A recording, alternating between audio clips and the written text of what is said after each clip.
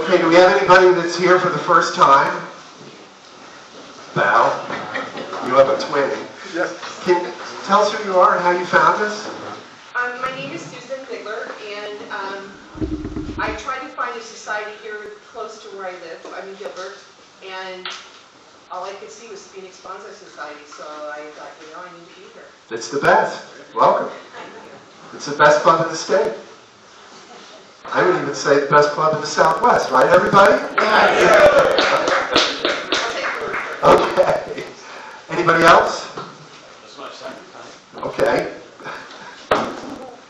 Tell us who you are. Yeah, I'm Ken Martin. I moved here recently from Seattle, so I'm learning how the climate is changing and everything. I had to thin the herd when I came down here, so got rid of a lot of my sensitive trees and kept a few of them. But yeah. Great, thank you for coming. And do we have one more? Hi, I'm Mike, and I'm retired, and I have an interest in bonsai, so I bought one, and I want you guys to help me keep it alive. Perfect, you came to the right place, Mike. Great. Anybody have an announcement? Elsie? Well, I was just going to have a very short announcement about the Valley Garden Center. They just bought new chairs, so I hope everybody's more comfortable in them. They don't have the bill yet, but Washington Garden Club donated $400 for them. So, Great. and they're still painting. They still have a little bit more to do.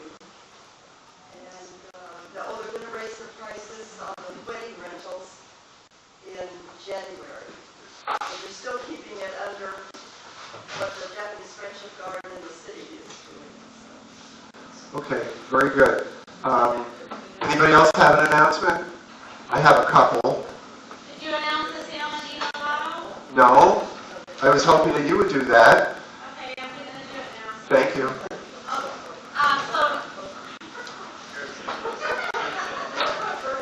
Hello. Yes, tell us who you are, please. So we're going to have Sam Medina here. I don't know if you guys read the newsletter or not, but he is one of the top-rated bonsai artists in the United States right now. We've heard that from a few different people, including Boone. And so if you guys want to be in the lotto, next open workshop will be on the 16th. Go ahead and let me or Liz know. We'll put your name in the raffle and we'll pick numbers. You can have 5 to 10 minutes with him for free. He can give you an evaluation, do some trimming on your trees, and he really is an amazing person to watch. Even if you don't want to bring a tree in, just come in and watch him. He's kind of fun. It's a fun time, and everybody has a great time. So that'll be the next meeting. Thank you, Janet. And by the way, in case you're wondering who this lovely lady is, that's Jenna, our educational chair, who, by the way, is today's her birthday. So.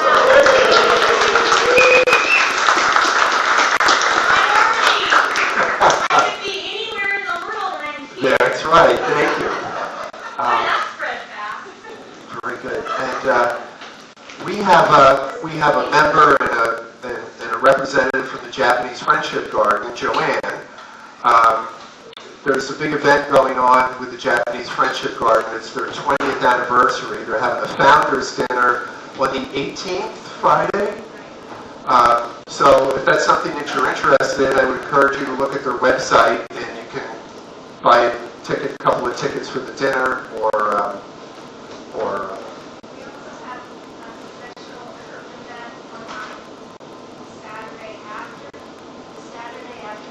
So on the 19th, the garden will have different events occurring in the garden in celebration of the 20th anniversary. Is that on the website, the Yeah. mention of that? Yeah.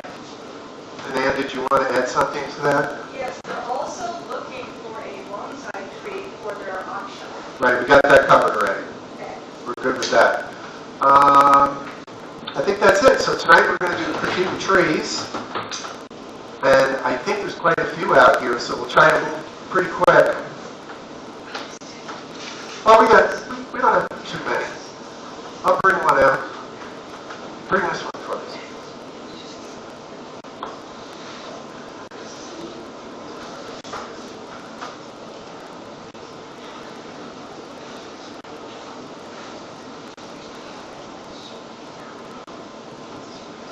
I think this is very cool.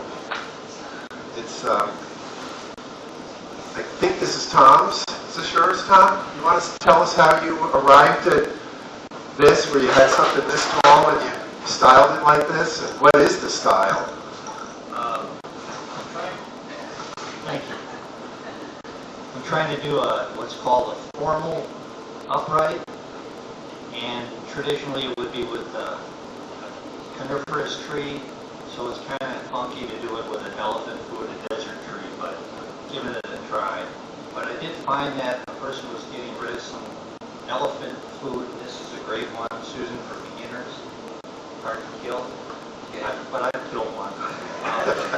And it lends itself to a lot of styles.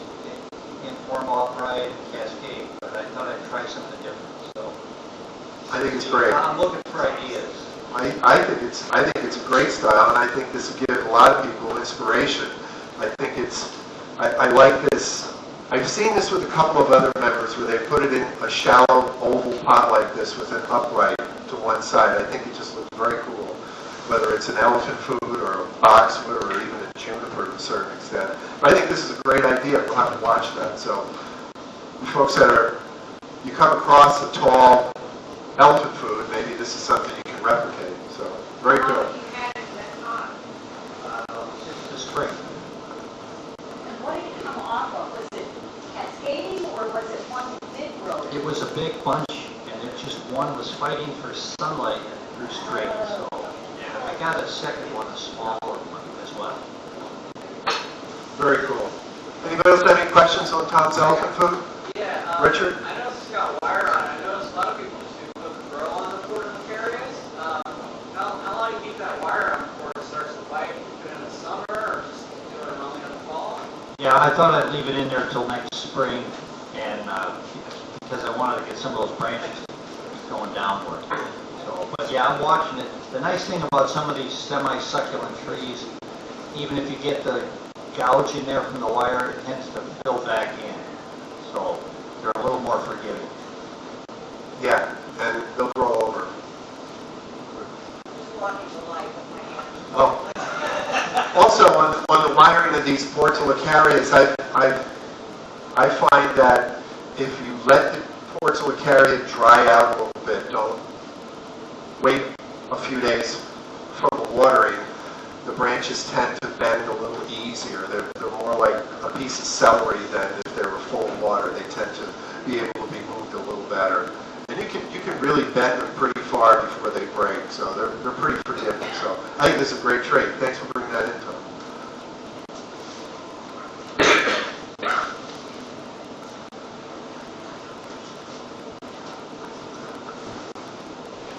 All right, and this is the front. Yeah.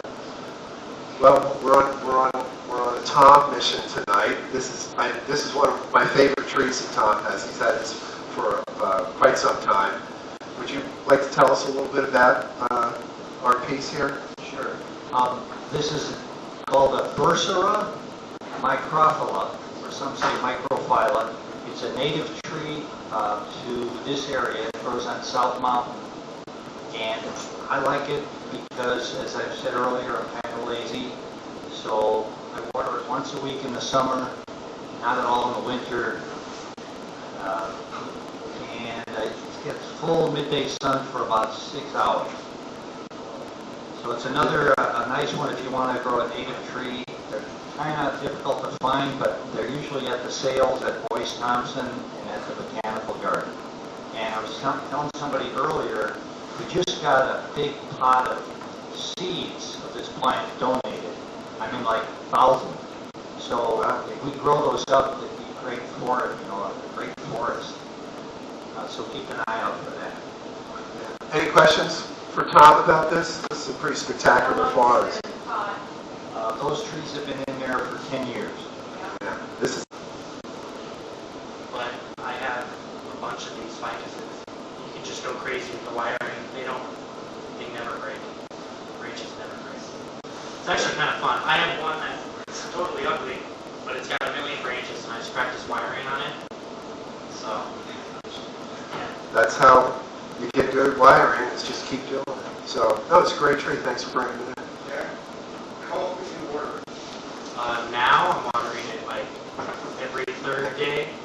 Summer I watered it every day. Is it in the house? No. No. I keep them along my junipers. All Should run around and plants plants are like the same that. spot.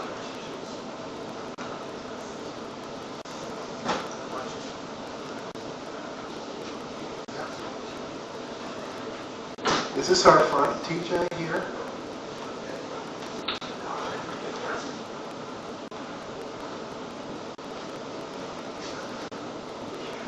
Here, let's put it.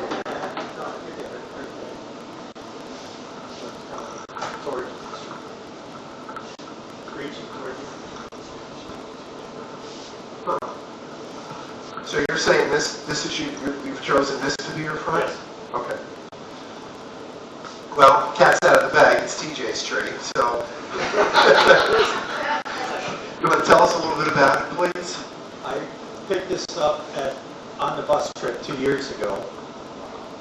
And it's funny, I had it in the show last year, and the guy I bought it from followed me on Instagram.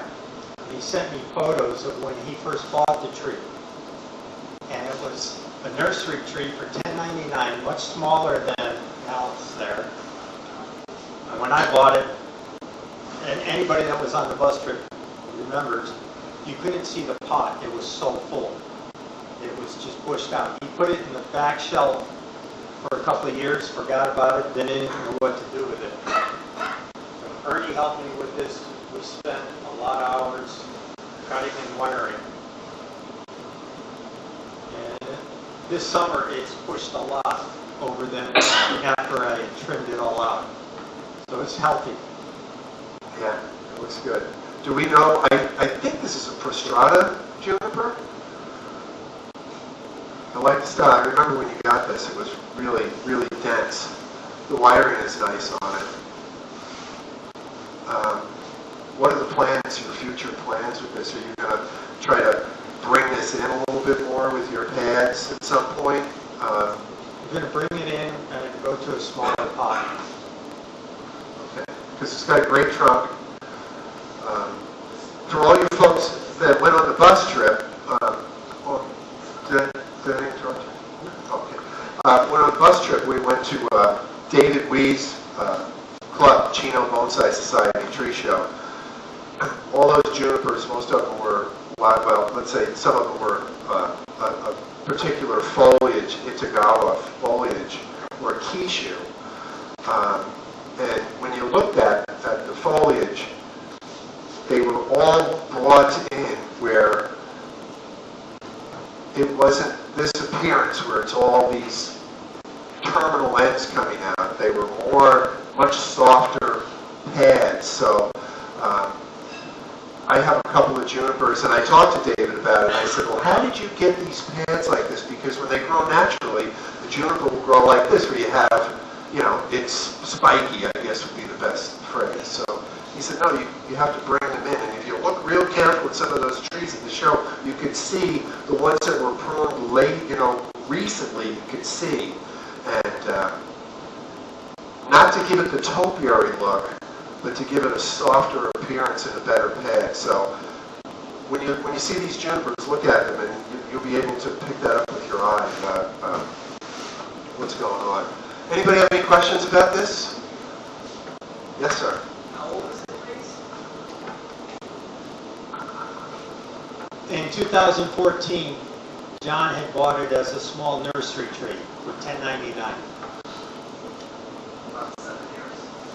And give it another 2 years prior to that. Yeah, the trunk. Full sun? Did you get full sun during the summer? No, it's shaded and it's in a cage where it's fogged. All my conifers are fogged. What do you mean by fog? Tell us about that. It's just medical marijuana. This is just diversion. Instead of a mist, it's a fog. It's a much finer head, so it doesn't give out the droplets or the spray of mist. It's a very, very fine mist. They call it a fogger.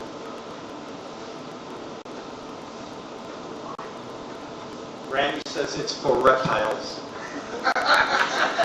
David is the one that came up with the heads. He found them and he uses them on his garden.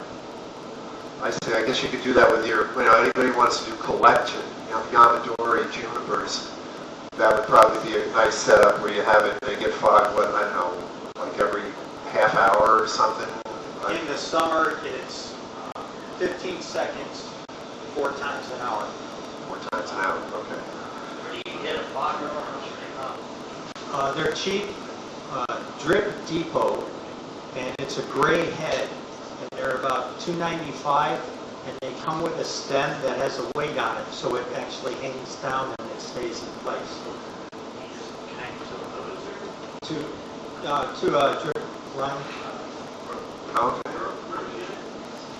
Drip Depot. Huh, interesting. Where's that? Where's your depot? Online. Yeah, looks good. Any other questions?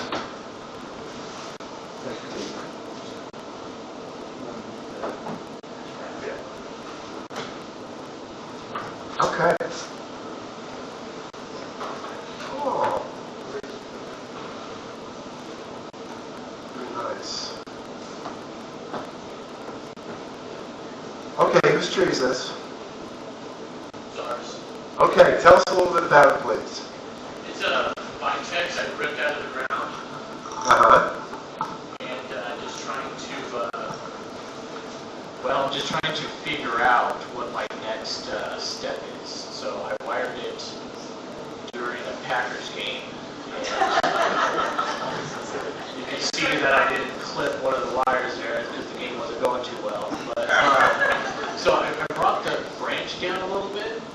This one here? Yeah. Yes. And to try to create like a lower branch, and on the top, I'm just kind of stumped because when I first styled this, the leaves were really big, and then they shrunk.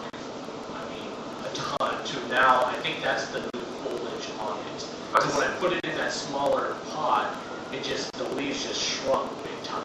So now I'm kind of stuck. I don't know if I should just let it grow out a little bit more. But when you do that, they have a tendency to want to run. Yes. And you get the leaves on the very tip, and sometimes you don't get a back bud until that branch is already thickened up. So Yes. I'm wondering if maybe I should just go ahead and cut it, just hope it back buds, or I don't know. I'm just looking for some styling advice. Were you able to move this branch? Did you put this nice bend in here with the wire? Were you able to get this to move, this one? Yes. Yeah. Yes. The Packers losing, I got some anchor out. With a couple beers? Just as a side note, with these, this is a pretty substantial wire. When you want to make a bend like this, a lot of people will tell you it's a little better to grab the wire with your pliers and move the branch that way as opposed to trying to muscle the branch with the wire on it. Just try to torque this wire a little bit and you'll get a more successful bend. But does anybody have any input on Vitex? I think a lot of members have tried these and have had their own war stories with them.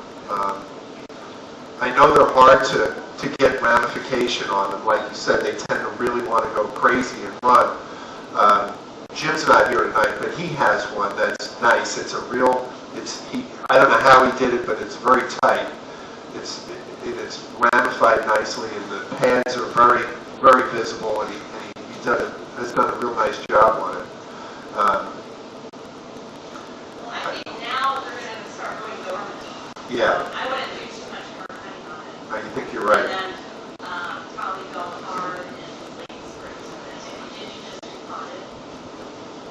You said the leaves reduced after you repotted it? Yeah, I think we repotted it. There's kind of a sucker rubber. So I kind of leave mine alone. It's getting colder. So I'm Yeah. not going to get too much more rubber. Should we cut the blooms off of them after it blooms or leave them? It depends how much stage it grows in. If it's in a growing stage, you want to cut all the blooms off because all those blooms take energy.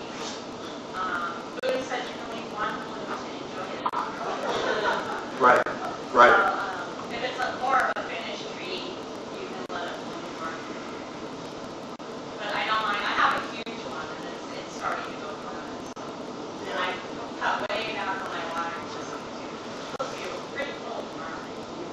Yeah, that's a good point that you brought up, watering cutback. Now's the time to make the change with your watering. You know, we're not in summer mode anymore. Every other day, you know, keep an eye on your trees. I have a tree, I have a couple that I call my canary in the coal mine trees, where they're in a very small pot. One's a lantana, and they get droopy real fast, so I can kind of see what's going on just with that little pot, and that'll tell me, oh, the bigger pots will be okay, I can go a day without watering. So I'm doing some watering experiments now with some of my trees, where that's been a personal challenge with me over the years, is that the only trees that I've killed was from overwatering, and I'm here to admit that, but not too many people will, but that can be a death. Like, this to me looks very wet. I would cut back the watering on this too. I just watered it before I got here. Oh, okay. But I wouldn't do anything with it. Like Jenna says, and like I think a lot of people are thinking, I would just let it grow and see what you have. This branch is, you know, with these leaves want to fall off. Let's hope that branch that you bent survives. I would just let it grow and see what you have to work with in the springtime.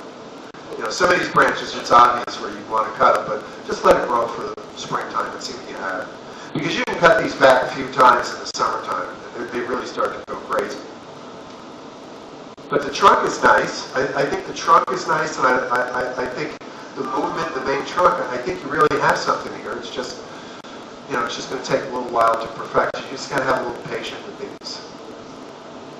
Then, if you get really frustrated, you can always pop it in the ground and let it just go crazy and start over again. So that's always another option too. Anybody have any questions on this?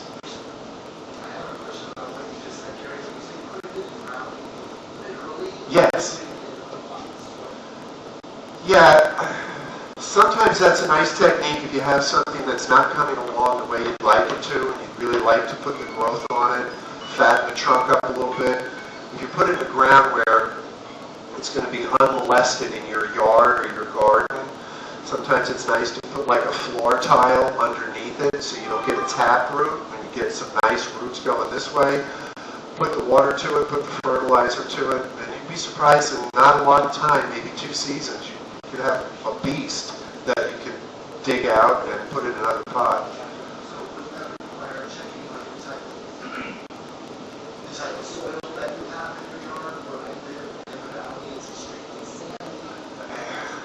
It depends. We all have different soils. I'm fortunate I have a pretty sandy soil. I guess where my house is, it used to be a big old wash at one time, so it's kind of that washy sand, clay, kind of loamy stuff. I would improve the soil somewhat. Maybe you can mix up some old pumice or old bonsai soil in that hole and, you know, in that area just to give it some better draining. Put a dripper in there. You can even water it by hand and go that way. But you'll get a lot of growth if you put it back in the ground. And that may be something you may want to try this. See how it pops out in the springtime. But, you know, one thing this hobby and this art will teach you is patience, where maybe not this year, maybe not next year, but year 3 you may really have something that you're working on. So that can be very rewarding as well. So, anybody else? I had a question. Okay. Richard? Say you don't have a yard, like you live in an apartment, and you want to get like that fast crop growth, like I read, you know, if you want to fatten a trunk, you need meters of growth to get centimeters on the trunk. Could you just use like a giant pot instead? I think that would be your only alternative, is to put it in a pot. Maybe like a large nursery pot and cut it short, like, you know, like this. So it still has some ample soil, but it's not sunk into that full-size nursery pot. You put like a tile, like you said, like a quarter way down? I don't think it would be, if your soil is only like this deep, I don't think that would be necessary. But if you put it in the ground, that could really run deep. And you want those surface feeder roots going more so. But yeah, that could be a challenge. Liz, did you have something?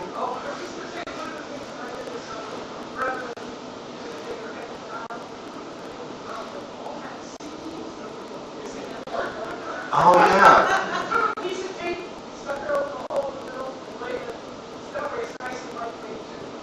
Yeah, that's a good idea, sure.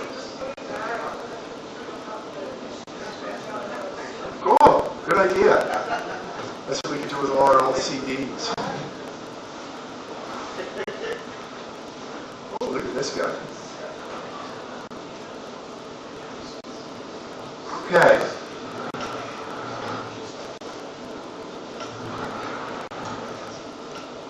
Okay, who's Juniper? Can you tell us a little bit about it? Yeah. I've had the juniper about 5 years.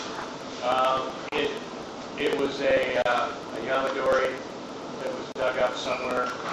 I didn't do it, but it was dug up by a friend of mine. And I had Dan Robinson help me style the tree because I'm from Seattle and that's where he is. Okay. So yeah, that's kind of the start of it. It's been in that pot for probably about 2 years. I'll be repotting it probably this next year. I'll be reorienting it a little bit. I don't think it's in the right spot in the pot, and I don't like the pot with that tree. So that's something I'm going to experiment with when I repot it. Okay. Do we have any suggestions on the front? Is this our front here? You know, Or we're not sure. I think that that's the front, but I like kind of having it be three-dimensional where it looks good in kind of all directions. But yeah, that's kind of my front, and then you kind of look at the reverse side of it then also kind of looks, I like that too. Yeah, I kind of like that too. Maybe a round pot. That's right. Yeah, that's what I was thinking. It's a good idea. Dennis hasn't, no. Yeah, I think a round pot would be nice.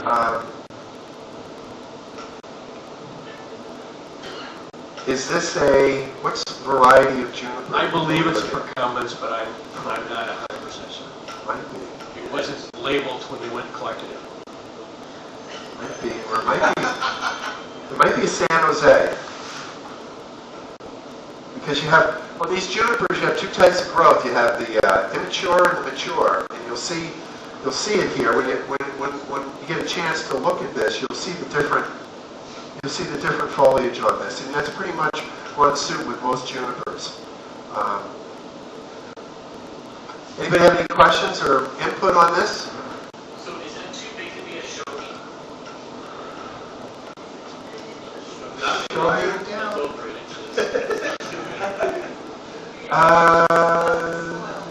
So is it 8 inches above the soil to the top of the foliage, or is it? Yes.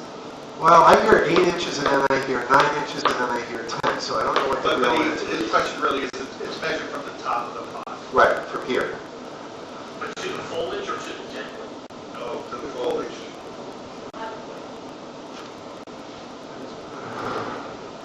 Yeah, it's got a lot. It's very cool.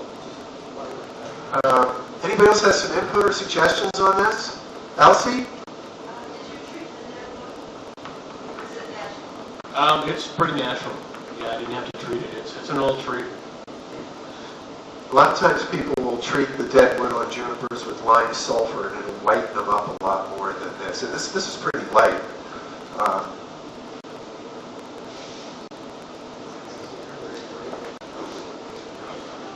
Yeah, the nice thing about this is that with all junipers, you see this massive piece of dead wood, and it's nice to get into the habit a little bit to say, okay, where's the live part of this tree? You know, a lot of people, they look at these trees and they don't realize that there's just a tiny little live vein supporting all this green growth. It's just another aspect of the tree. But I think it has a lot of potential. If I were you, I would enter the San Medina workshop contest to see if you can get him to eyeball this. I would take the wire off and bring the no wire. And I think he could probably give you a lot of input and some real direction with this that I think will really save the day for you. It's a great tree, and I don't think it's living up to its potential. And I think somebody like Sam could really bring it up to the potential. So try that, and I think you'll be happy. And he can suggest a pot. I mean, there's a lot of things that you can bother with questions while he's working on the tree. Anybody else question on this? Okay.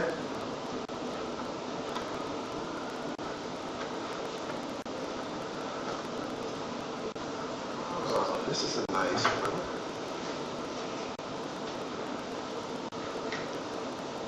Okay, that's the front, correct? Okay, this is Ray's tree. Ray, you want to tell us a little bit about this, please? That is one of those. That is one of those little bit more rare miniature little leaf, micro leaf olives, and you didn't get a chance to look at it before when it was up there. They are tiny. They can't be more than a half an inch or what have you. Now that's a true little leaf. I have a lot of Tom Bond stuff that has really small leaves as well, but the trunks get massive. That tree is probably, I'm guessing, at least 75 years. And if you look at the bark, it's completely a flake bark like you would see on one of the pines that Tom might have, kind of thing. And that's just really rare for an olive tree to have that. So it's really kind of a special tree. And it was a bonus, which we didn't realize when I agreed to purchase it. It's in the original pot. Jim Barrett? Jim Barrett pot. So that was kind of nice as well. And I got it on the bus trip. That was the only tree that I, bought, and I saved all my shekels for that one. And I don't have any pots that are any thinner than that, so it can't go in a thinner pot. And I have no idea how that pot will do here in the summer, right, even with my rings on it. So I'm not sure if I'm going to repot it. I'm going to have Sam maybe take a look at it.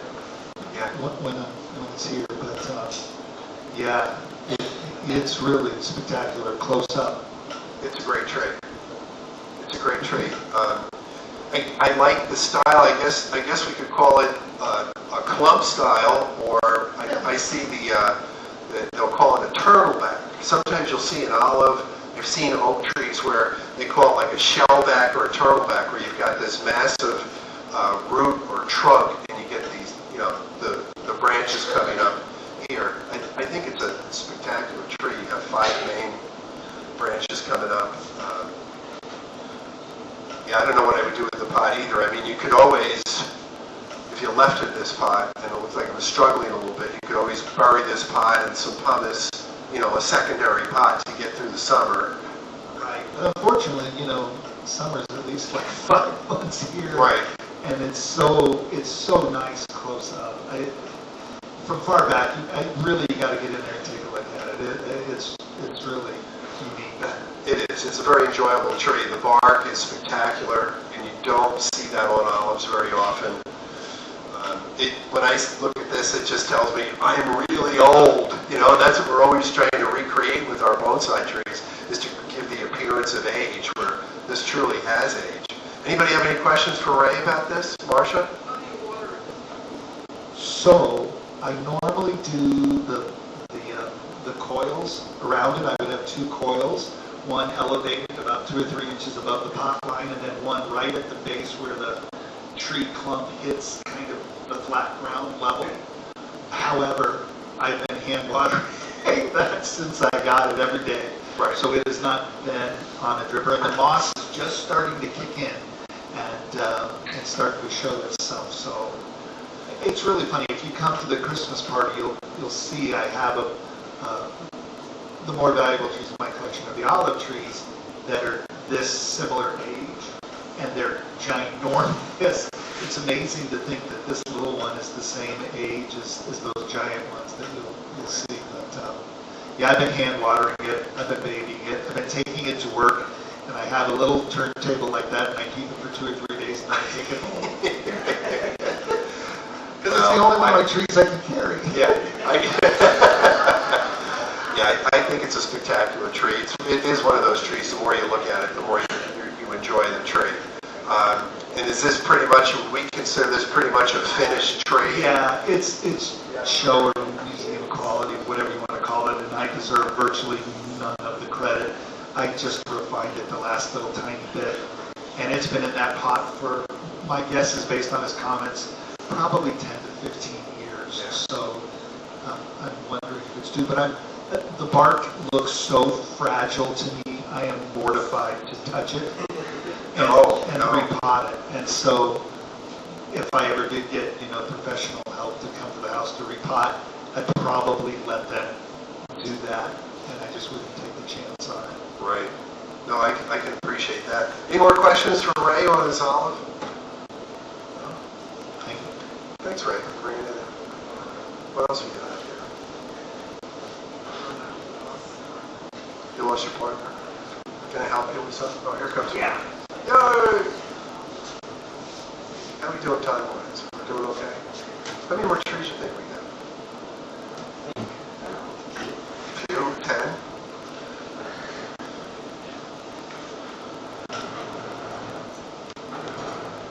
Okay.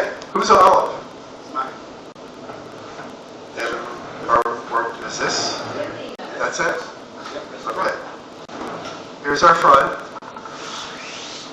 And for some of you newer folks that keep saying, here's the front, bonsai trees all have a front. It's kind of important. It can change over its life, but it's kind of unmistakable when you try to identify a bonsai front. I just go, no. I just keep turning. I go, oh, that's it. It looks better for a number of reasons. Maybe the trunk is at its widest at that particular view. The top is coming towards you a little bit. It's just very aesthetically pleasing, and your eye will pick that up. But tell us a little bit about this olive. Let's see. I got that olive from Ernie. Like, the first time we had a club, Yamadori. I did something for him, and he said, I want a tree, I think it's a little scrawny little at the time. So I think I've had it for 8-10 years. And it grows extremely fast.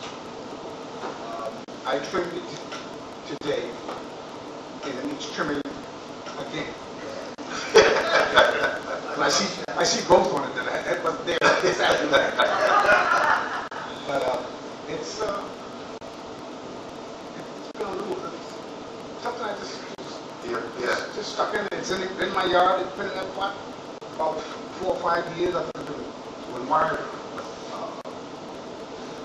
Been wired. Oh, and I found that defoliate it, because I defoliated it over sometimes, about 4 or 5 times. When you defoliate it, the leaves that comes off, the leaves don't come back. Branches come back. That's why you sell those branches. I heard that, and I says, I don't believe it. I tried it. I'm looking at this thing, and I got all these little things coming off of one branch that was there. I says, all right. So I keep it like springtime, come April, I'll defoliate it again. It's interesting. You tend to get more ramification when you defoliate it? Oh, yeah. Because that seems to be the buzzword for tonight, ramification. That's how I got like that. That's interesting. I had not heard about that with olives. Olives are a great tree, especially for beginners, for anybody. Olives can be a spectacular bonsai material. Anybody have any questions? Could you explain when you defoliated it again? When I defoliate things at any time, but I defoliate in April. In April? I did think, yeah. I do it. Okay. But you can do it at any time. I wouldn't do it now, but you can do it at any time. Right. I defoliated olives in August, at the hottest time, and it wasn't a problem. I was kind of like this, and it wasn't a tree. It was kind of an experiment. But, yeah, these are nice.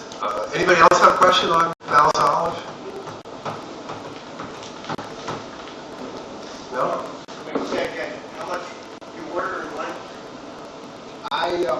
My trees are on a watering system. I water them for 3 minutes, twice a day. And still now they're watering, they're getting, and your elephant food as well, it's on the same time? Oh, yeah. My elephant food, in the past month, I have trimmed those at least 3 times. Yeah. Very good. Anybody else have anything on Val's olive? Okay, thank you, Val. Yeah.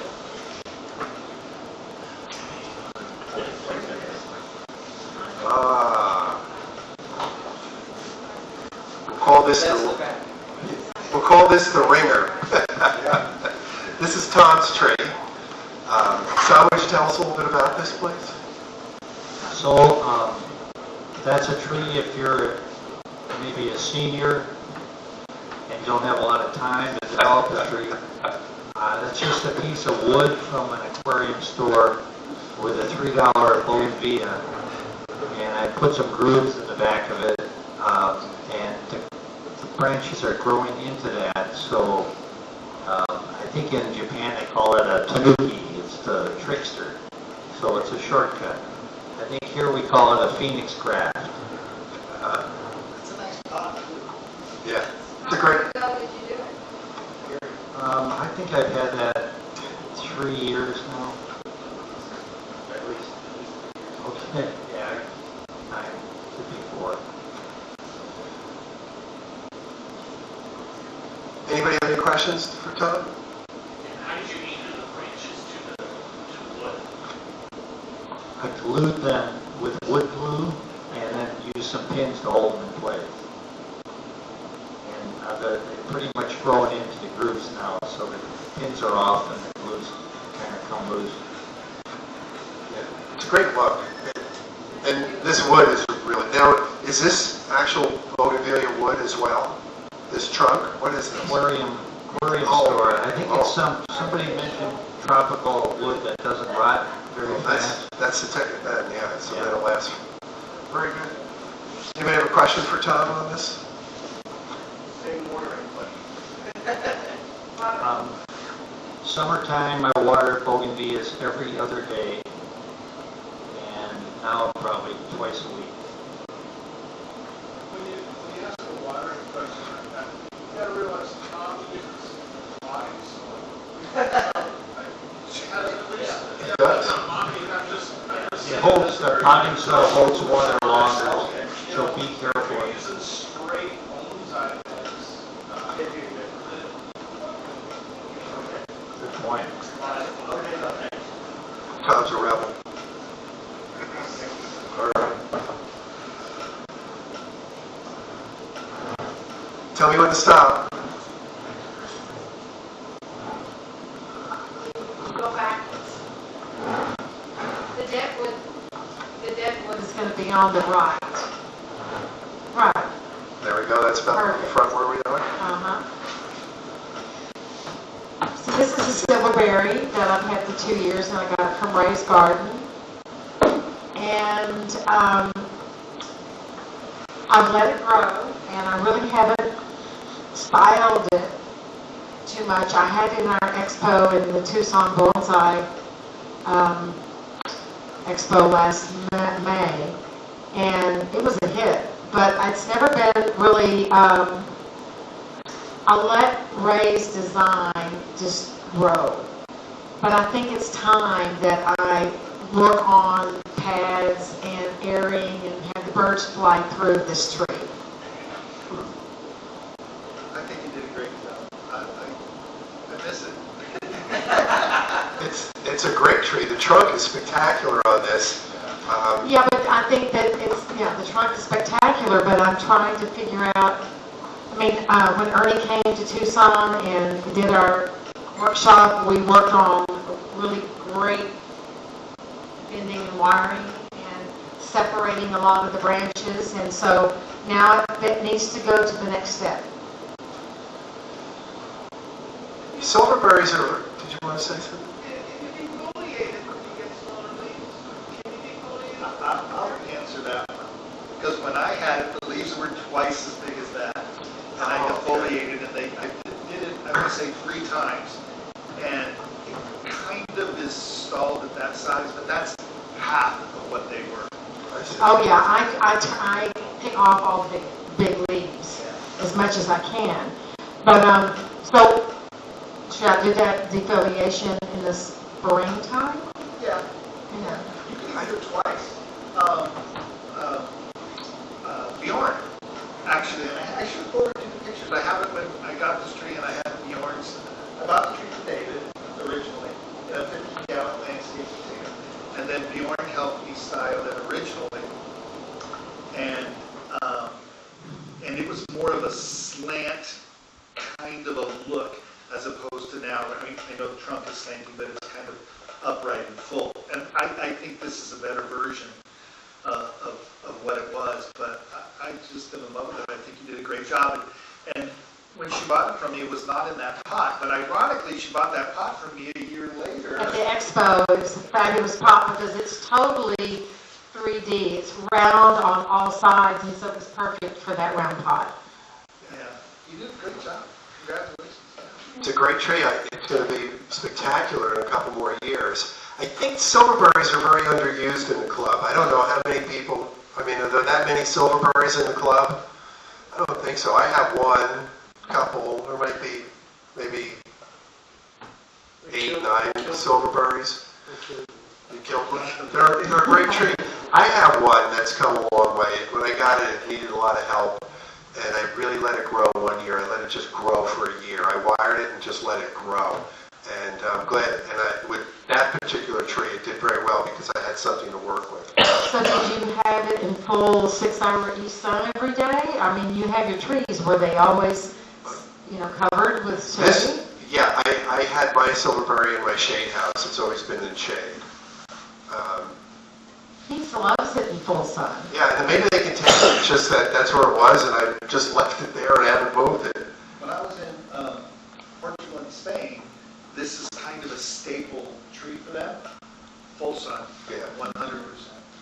So you remember in Tucson right now, we're all putting our greenhouses up. It's going to be under 40 degrees 3 nights this week. Oh, wow. So we're all covering and scrambling and trying to figure out which trees need to be protected and, the tropicals that are in or out. And, I think I'm going to put him in the greenhouse. Yeah, batten down the hatches. Some of the ficus don't like it, even the lower 40s. They start to struggle a little bit. Anybody have any suggestions or questions or input on the silverberry? No? It's a great tree. I would let it grow. If it was my tree, I would just let it grow for a season, just to see. What you get, maybe you could get some trees, some new branches popping out.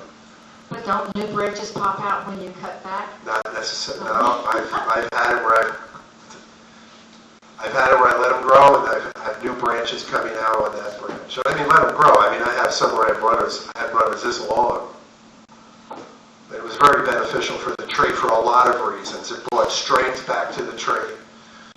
It might be something you might want to consider. So you think this tree needs to have pads, or do you think it needs to be a canopy?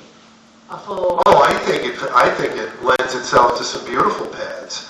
I mean, I think the silverberry is always kind of like a bushy, I hate to use that word, but a bushy tree, but definitely with significant, obvious pads in the design, as opposed to just because if you just grow this, you're just going to have a topiary foliage. You're going to be fighting the battle. A shrub. A what? A shrub. A shrub, right. Right. But it's a great tree. The trunk, I mean, all the battle's done. You have this beautiful trunk. The rest is easy.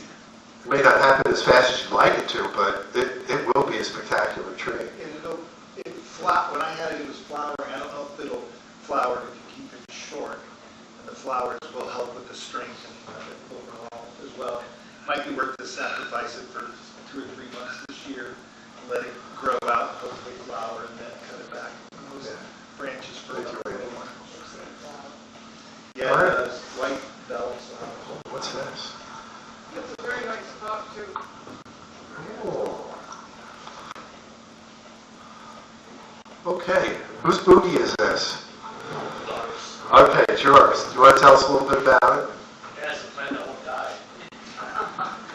That's kind of Ripped it out of the ground one time and threw it back in the truck and threw it in the yard and forgot about it. It grew kind of funky, and like it curls at the end. And so 2 years later when I found it, I was like, man, it's kind of interesting. So I grew it back, where it was a little bit bushier on top, and I stuck it in that pot. But I'm curious if maybe I should have sunk it into a deeper pot. I don't know, kind of like. Oh, you mean to like here? Yeah, it's like right there, but I don't know. I kind of liked it at the time with almost like it had legs. Yeah, yeah, yes. some people like that look. Yeah, so now I'm kind of stuck on design on that one too. I don't know if I should make it like a, what do they call it, little body? Well, that's the direction it looks like it's going now. I'm just kind of stuck on design-wise on what to do with it next. It does, I stuck it in shade so it doesn't have a lot of foliage, but it got attacked by loopers. Right. Yeah. Did you spray it Yeah. with the BT?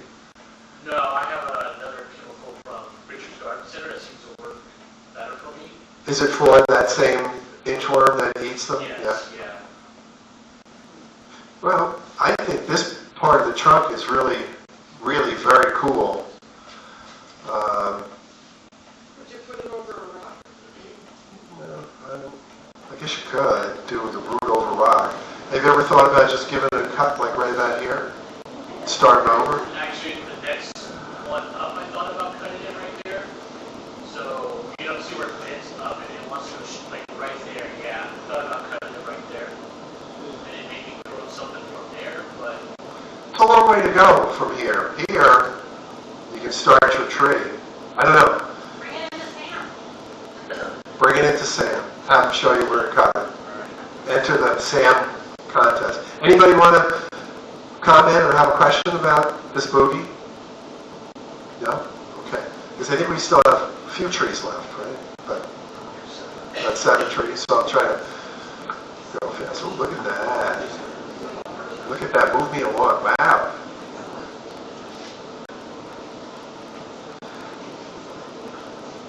Okay, whose tree is this? Yay. Can you tell us a little bit about it, please?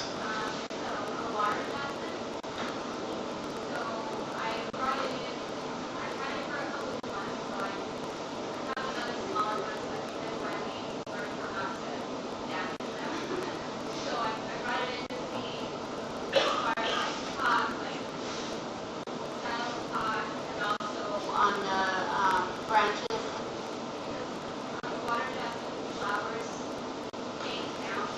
Right.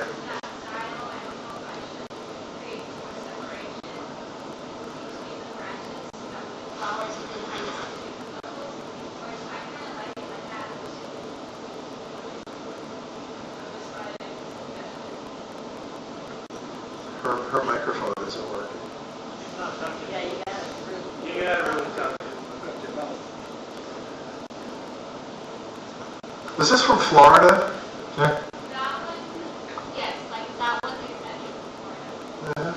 Anybody have any experience with water jasmine? I don't. I've heard of them, but I don't have one. I know the birthday girl is a water jasmine freakazoid at this point, but You know what? Mine looks really different here. It's hard to wonder. What looks different about it? It's just, well, have you been cutting yours? Well, that's a smaller, sorry, that is a smaller leaf. They have okay, because I'm like, mine doesn't look like that at all. Mine's like a lot bigger. There's like 3 different. Okay. So my smaller one is a larger leaf. Okay. This is the smaller one. Okay. I also have water jasmine that is just like a double petal. Right. Very pretty as well. And I don't feel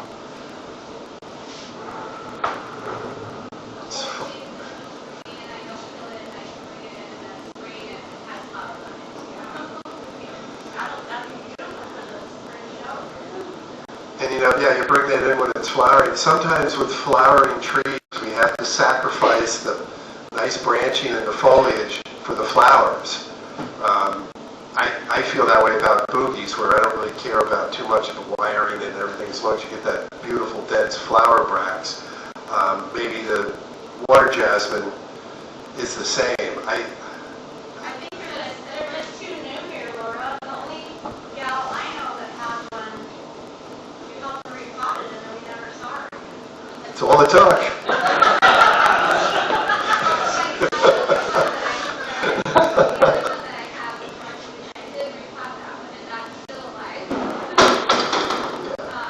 But I wasn't sure, like, bring some of those layers down and kind of separate, or I do have another larger one. I didn't bring that one in, just 'cause I want to make sure it survives me before. I Well- feel like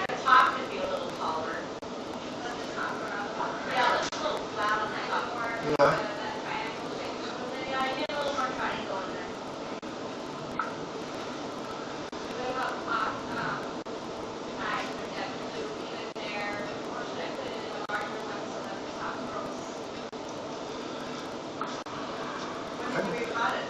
That I haven't reminded. Oh, well, you don't want to repot it now, because it's going into winter, so, I would just, at this point, let it grow right now, and then when it gets active again, at the end of spring, because it's a summer tree, tropical, then you can probably take a different look at it and have a whole different perspective by this time next year. That was in my house. I have to start the greenhouse, those before I put that one out. Because here's the dilemma with these, from what little I know about water jasmine. See, if I was to look at this, because you had said, what can I do to like clean this up a little bit to make the layers are a little cleaner looking. If it was something else, I would say I would just go through this very carefully and just take all the leaves that are going down, just remove those, just pick them all off, and you'll get a nice clean look. Sometimes when you look up the trees and you can see the nice branching pattern once those bottom leaves are. But my understanding with water jasmine is when they bloom down, and the reason why they call them that was because they would use them near ponds, koi ponds or ponds, decorative ponds, where you see the flower in the reflection of the tree because the blooms are facing down. So I don't know if that would be something you'd want to do with a water jasmine, because maybe you're removing flower buds. I don't know, but that would be something to consider.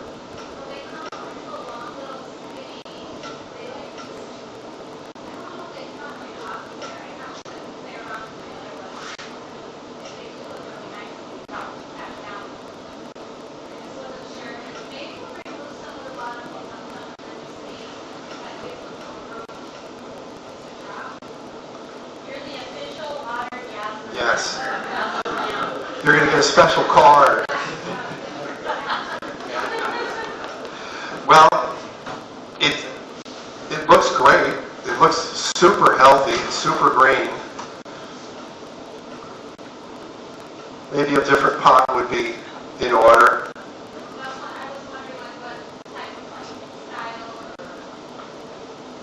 I don't know. That color might be pretty with the white flowers. Yeah. Sometimes you have to see the flowers. I wish we could be more helpful. Yeah.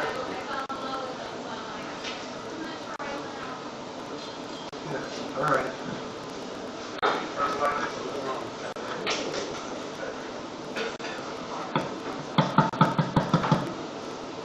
Okay. Whose tree is this? Well, it's this. Liz? Oh, I remember this tree. I remember this now.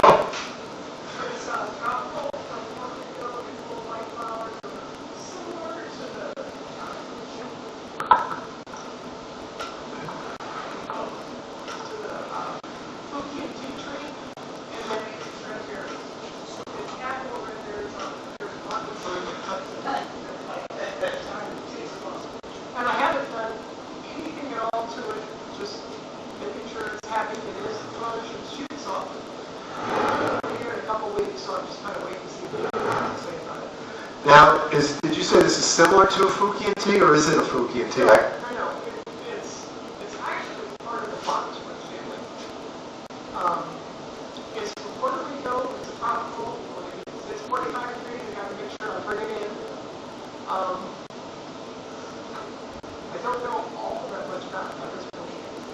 Tell. Oh, it's a Nia. Okay. Gotcha. It's nice.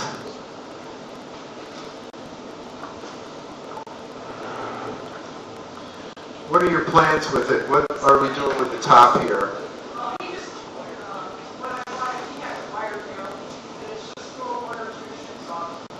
So I'm just kind of waiting to see what Boone has to say about it, because I I've see. never worked with one before. No, you can see a couple of red berries still left.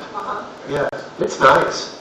Anybody have any questions on this? This is kind of uncharted territory for us as well. But I think this is something that we should really pursue with tropicals.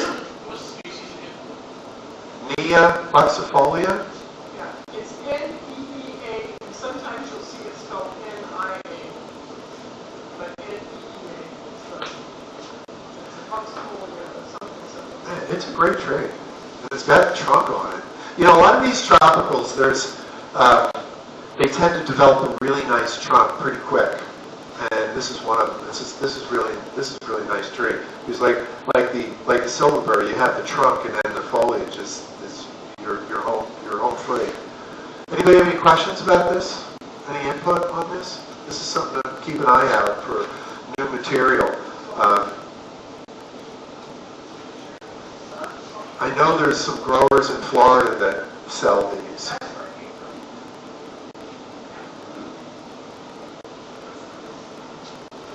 Yeah. I like this. Whose tree? What can you tell us about it? I purchased it about a month ago. It's about 4 years old, and it was covered in really heavy moss when I got it. It came from Florida, so to pick all that off immediately, I would like to lower the canopy and also thicken the trunk. And I have no idea how to do that until you guys were talking about maybe sticking it to the ground.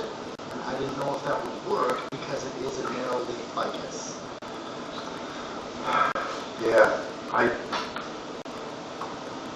don't know if I would put it in the ground. It's too cold here. I had one of those kind of big. When I first came in, and it died. The first shot I got it, that's about cold.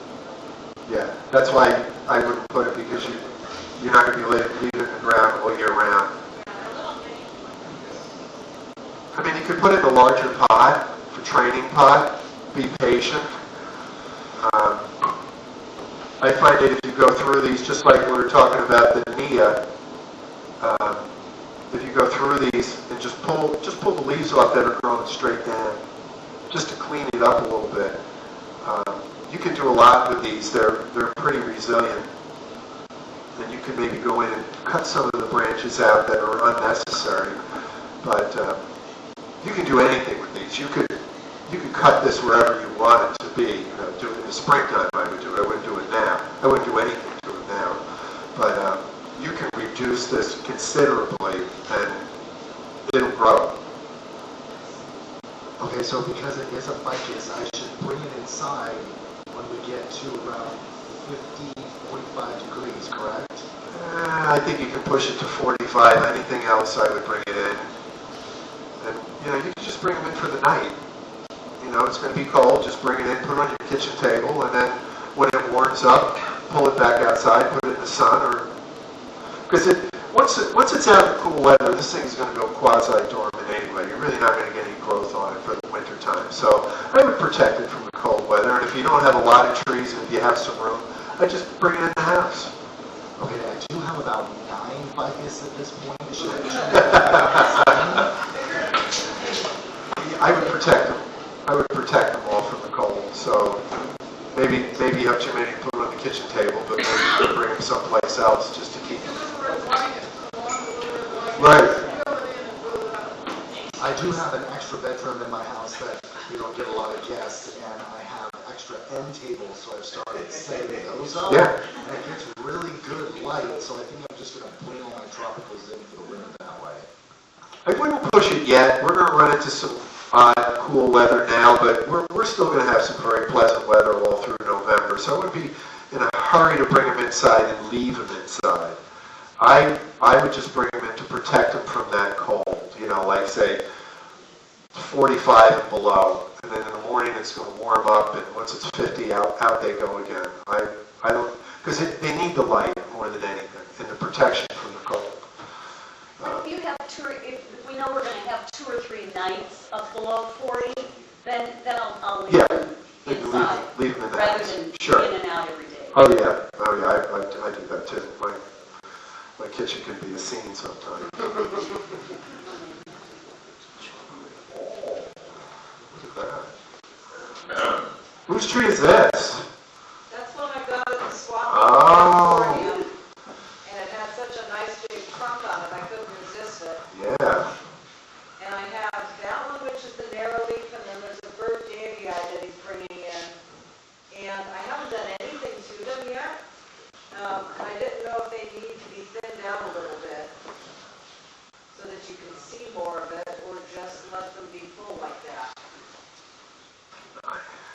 I can see some branches that should be cleaned up and removed.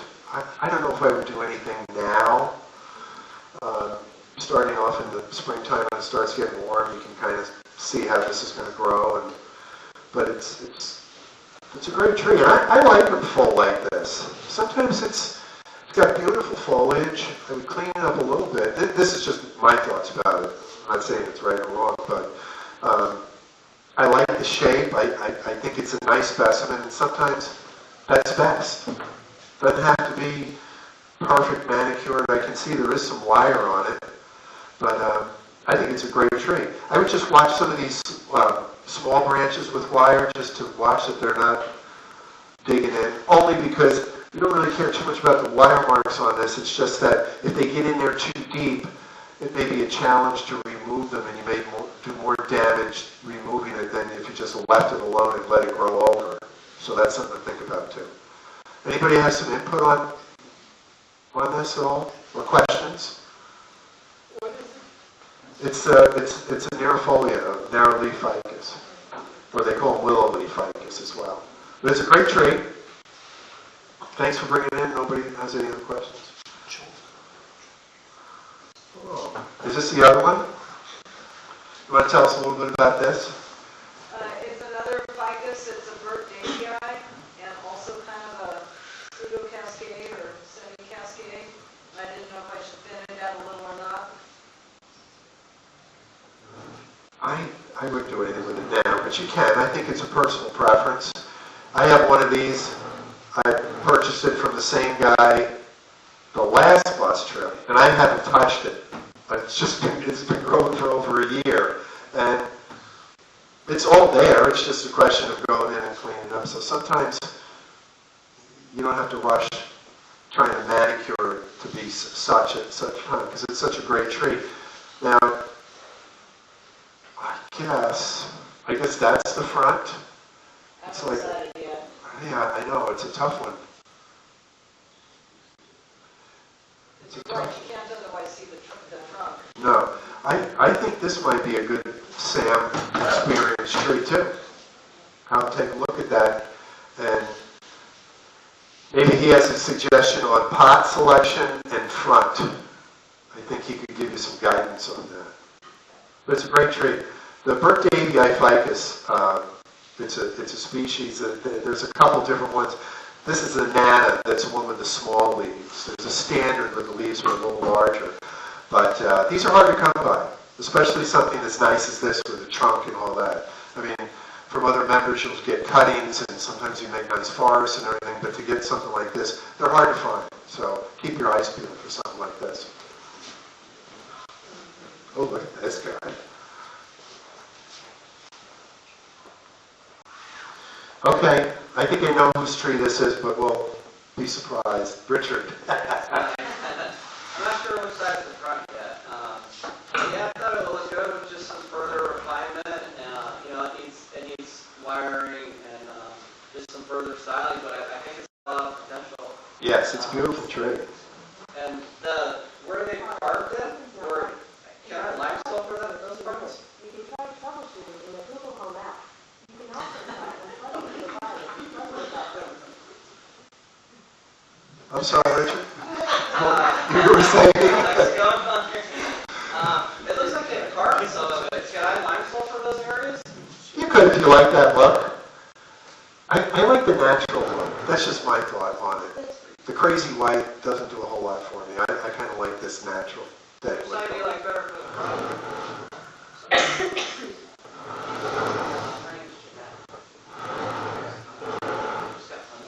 Oh, I like this. I like this side. That's the front. For now, it may change. Do we know if this is a Kishu or a Itagawa foliage? It's supposed to be a Kishu. Kishu? But I'm not. I mean, I have my doubts a little bit. But it is supposed to be Kishu. I can't tell the difference. Yeah, never. But this is what I was talking about before, where these trees are pushed back. This didn't happen by itself, because a juniper will want to just kind of go, where you have to look at it. It doesn't take a lot to get it like that, but it's obvious that it was, I call it pushed back, where you have, this nice shape on these junipers, because it's all about this beautiful green foliage. This is very rare for us in Arizona to have this type of a juniper. It's just beautiful. And I know Richard took one of these through the summertime, so we gave him a lot of credit for that. So he's going for round 2 on this one. Good boy. That was a deeper pot, so I should have an easier time. Yeah. But it would be nice if we could make the transformation going into more quiche foliage here in Arizona. So there's a few of us that have these from workshop trees from David, and hopefully we can get them to be as nice as this. Anybody have any questions on these junipers? You don't find them in Arizona. You have to go on the bus trip. Yes? Just as far as like shade and summer care, what do you do for that one? Well, I got it on the bus trip, so I haven't That's last been one. here. Oh. But my other quiche, I use 60% aluminum shade cloth.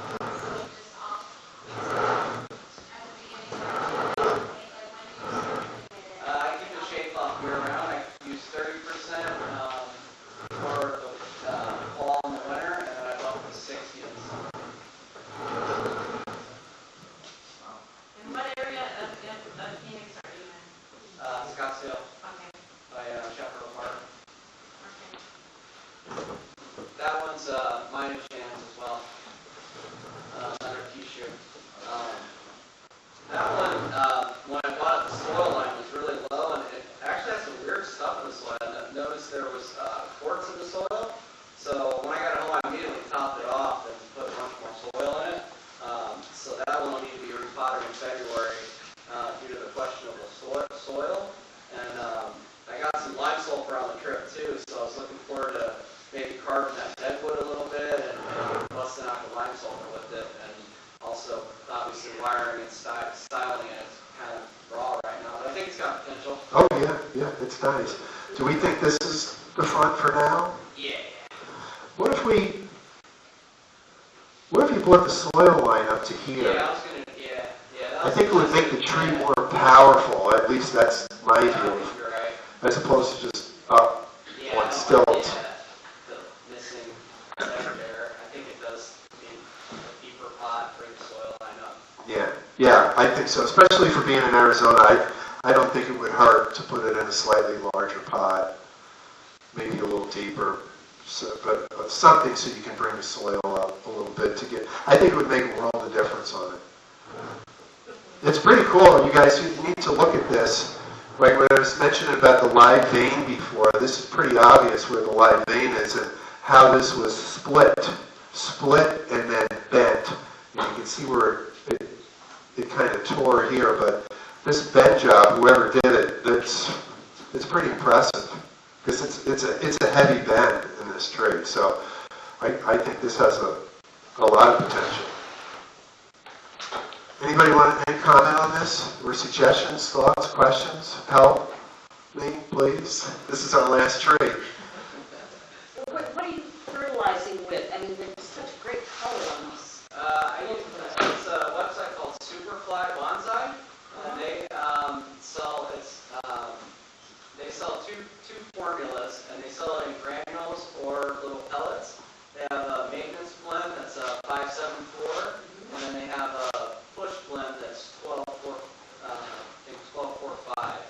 And yeah, I love their fertilizer. It's slow release organic. It's got micronutrients, and it's got the beneficial bacteria. I think it's pronounced mycorrhizia. But yeah, I've been using it for